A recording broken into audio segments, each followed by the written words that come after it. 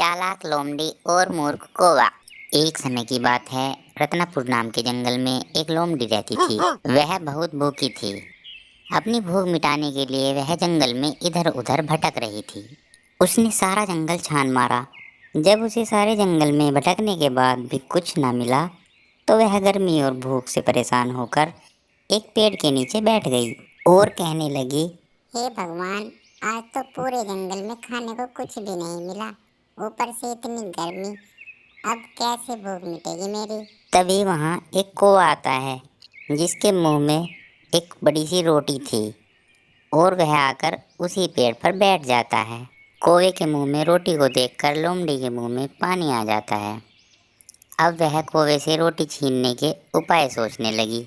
उसे अचानक एक उपाय सूझा और फिर लोमड़ी ने कौवे से कहा, कौवे भैया, तुम बहुत सुंदर हो। तुम्हारे जैसा सुंदर कौवा पूरे जंगल में नहीं है। मैंने तुम्हारी बहुत प्रशंसा सुनी है। सुना है तुम गीत बहुत अच्छा गाते हो।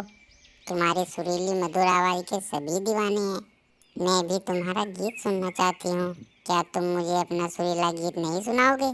कौवा भी अपनी प्रशंसा सुनकर बहुत खुश हुआ। वह लोमड़ी की मीठी मीठी बातों में आ गया। बिना सोचे समझे ही उसने गाना गाने के लिए अपना मुंह खोल दिया। उसने जैसे ही अपना मुंह खोला, उसकी रोटी मुंह से निकलकर जमीन पर आ गिरी। लोमड़ी बहुत खुश हुई और कौवे की मूर्खता पर हंसने लगी। और बोली, अरे मूर्ख कौवे, तेरी आवाज़ सुनना कौन पसंद करता है। मुझे तो तेरी रोटी से अपनी भूख मिटानी थी, इसलिए मैंने तेरी झूठी प्रशंसा की और तू मूर्ख मेरी बातों में आ गया।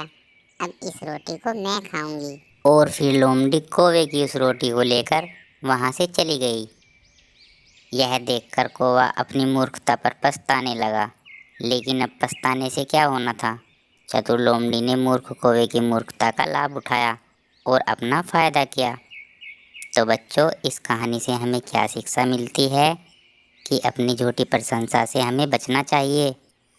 कई बार हमें कई लोग ऐसे मिलते हैं जो अपना काम निकालने के लिए हमारी झूठी प्रशंसा करते हैं और अपना काम निकाल लेते हैं। हमारी वीडियो पसंद आए तो चैनल को लाइक करें, सब्सक्राइब करें और बेल आइकन दबाना ना भूलें।